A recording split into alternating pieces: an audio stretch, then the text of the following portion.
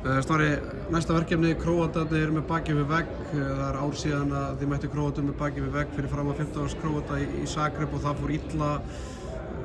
Hefur ekki bara vilja helst að Króatir hefði unnið Svíana í gær?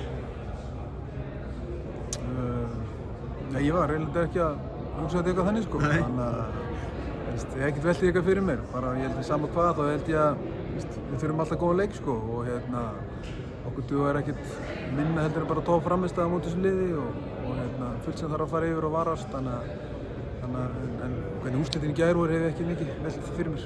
Hvernig svona, Dagur Sigurðsson talaði um það í viðtalið áðan að hann hafi verið óhress með spilamennsku sinna leikmenn í gær og þeir voru í basli í riðlakeppninni.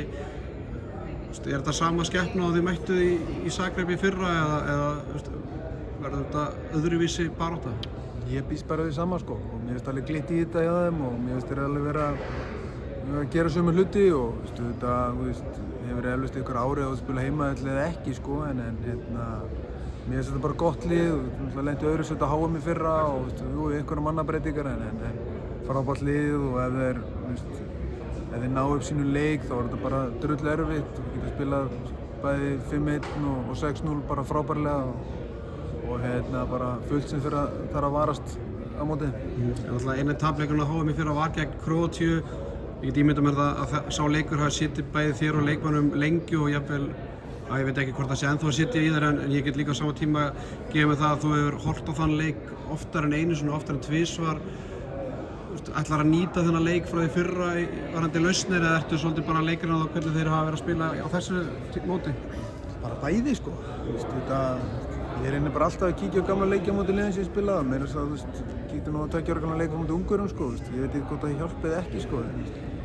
Við erum bara alltaf að reyna að finna eitthvað og við erum að reyna að sjóða saman eitthvað gameplan og einhver hluti sem við viljum gera og svo þarf náttúrulega að execúta það og allt það en ég blanda þessu bara saman og þetta er margt svipað með liðinu fyrir ári síðan en þetta er alltaf einhver sem þú spottar sem er kannski eitthvað aðeins öðruvísi en þetta er svona bland bara held ég.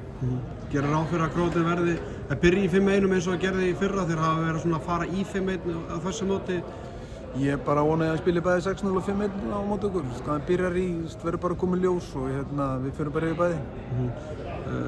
Sammála því að menn hafa talað um að þið þurfa að eiga betri leik á móti Króatíu á morgun til að vinna heldur en Ungverjana á þriðjudaginn?